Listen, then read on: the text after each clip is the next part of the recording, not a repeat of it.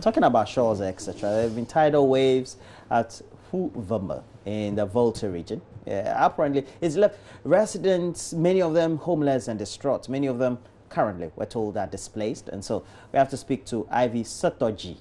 And Ivy is on the line. Good morning to you, Ivy. Good morning, Roland. So where exactly are you? What's the name of the place? The name of the place is Fuveme. Eh? Fuveme in the Keta municipality. Okay, Fuveme. Fuveme. Yeah. Fuveme. But Ivy, Yes. I remember that we did quite a lot of reporting last year. So Yes, what has changed? did. What has changed? I mean, what have you seen? What has changed from what happened last year? Or it's the same situation? It's same situation, but this time around, according to the residents, it's worse. It's getting worse because right now it appears the town, that is the Fuveme community, is almost gone, just like Popobo is gone, you know. So the residents are saying that what happened last 2 years, this time around is getting worse, and they need government to do something before the worst happens. But does it look like anybody wants to do anything about this situation?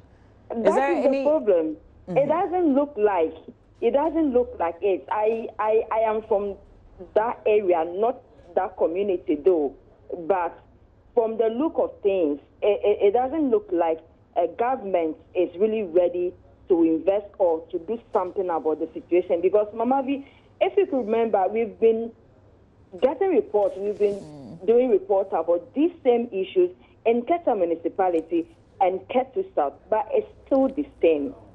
People will go, officials will go to the community with relief items, promise them a lot of things, and then go back. At the end of the day, nothing happens. The people are asking for a sea defense wall. At least they should start something according to the people. But nothing is happening. And even where they are to relocate them, that place too is, being affected by the waves. So right now the people don't know what is actually happening. They are just scared. They are living in fear daily because of this happening. Because especially in the night, you don't know what happens, and then everyone will be gone. Maybe we don't know. So right now, the residents are really, really disturbed. They want government to intervene. So Ivy, tell us about the weather. So it rained very heavy yesterday. Is that it? Well, the residents didn't say it rained. According to them, they were just there and then it happened. Normally, it's not about rain. It's the high waves. They are between the river and the sea. Okay, and so when it happens like that, then it's not necessary that it rains before it happens. So where are they relocating to? They're actually supposed to relocate to Agokeji, also an island. Okay, but according to them, the Agokeji is also being affected by the waves. And even the only school in the area is almost, the block is destroyed, the structures are almost gone. Luckily, the students are on vacation. So even where they are to relocate to Agokeji is also affected by the water, the waves. Ivy, what are local authorities saying? Well, for now, I called some of them yesterday. I couldn't get them. But what I'm hearing is the NADMO in the Keta municipality went to the area some time back. But this time around, they couldn't go. They are saying they don't have resources. They don't have cars to work. And so most of the times when they want to go to these places, they have to charter a taxi with their own money and go there. And when they get to Anyani, they have to charter a boat, and go there with their own money. And it's not easy to get the money back. So right now, the NADMO in the Keta municipality don't have the resources to do anything about the situation. Ivy, we'll leave it here and then we'll catch up a bit later on in the day. That's our colleague there, Ivy Setoji, bringing us up to speed. And we don't want to be tired with this conversation because there are human beings at the center of this. But this is like something that occurs each time. We know what the problem is. It's just how to fix it. Again, it's just like the other things that we've been talking about, you know, since the beginning of the show, really. Yeah, yeah. Officials would go and do inspection or whatever it is, but nobody gets to solve the problem permanently. And yeah, we know permanently what they need is a defense wall, and the defense wall needs to be as high as, because I mean that place is not the only place that is below sea level, etc. There are people in Caribbean countries, etc. They even suffer typhoons, hurricanes, and things, and we just a little upsurge in the sea levels, and we're in trouble. That's it. Yeah, I don't know. I worry because this is something that we consistently report on, and I remember Joseph Opoku-Gapo doing an extensive report for us last year. I remember going to places and people showing him homes where they used to live, and places that they don't live any longer. It's nothing even exists. And if this continues, it's communities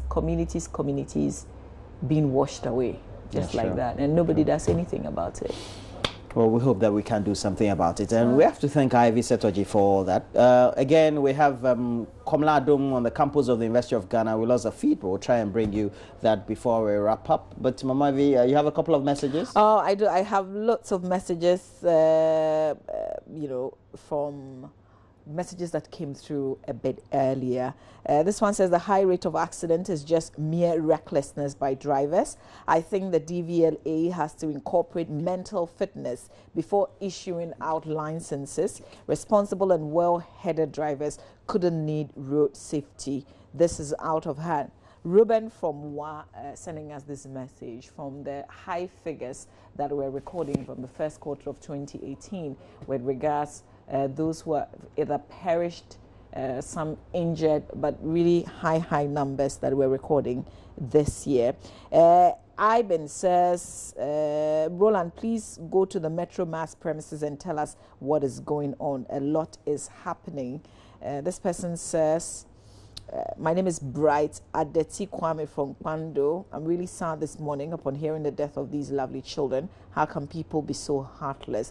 God save our homeland, Ghana. And this is in connection with the 3 children found dead at the back of a vehicle in the central region. This one on the accidents on our roads. So accidents on our roads is getting too bad. We, the drivers, are humans. We take advice. Iska, CBR driver, sending us this message, and you include some pictures. I'm unable to view the pictures now. Somebody says, in fact, it is Ghanaians who deal in second-hand goods who are most guilty of this. Okay, so you sent me some images and the comments coming from there. I'll have to take my time. But this one says, so you've got important information. All right, we'll get in contact with you and try and see what you've got to share. But there's a birthday dedications. Happy birthday to Esther Mella inside in Zima.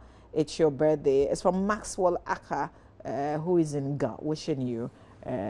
Is it Ita Mella or Esther Mella? But you are in Nzima. Happy birthday to you. That's the message. Daniel Atta in Techiman says, I wonder why in Ghana we have fewer cars as compared to most other countries, but we record too many accidents. These days, police don't check speed level of vehicles. All they are interested in is license that drivers put 1 or 2 Ghana cedi inside. This one says, what was the business of Togbi Agama that led to the clash with the police? Okay, this one says, good morning. I think the police must have the courage to arrest and prosecute the bigwigs who drive carelessly on our roads as well.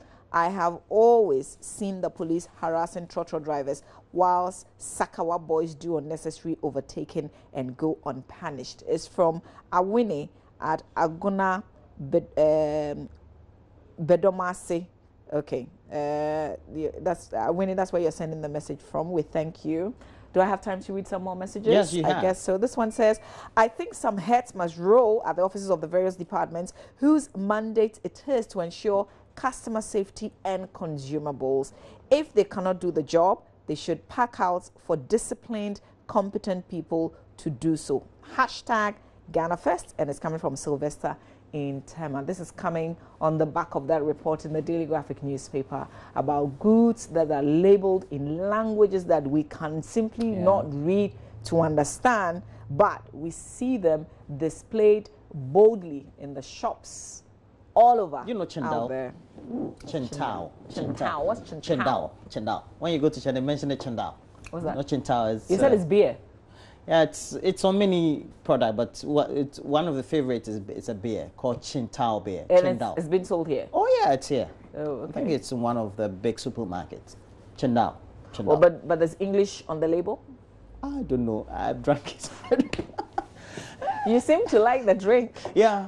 This one says, until we give priority to our drivers, we will keep on wasting lives on the road. Driving should not be left for only people who fail their BC or WASI. Zudana Azuda in Kumasi.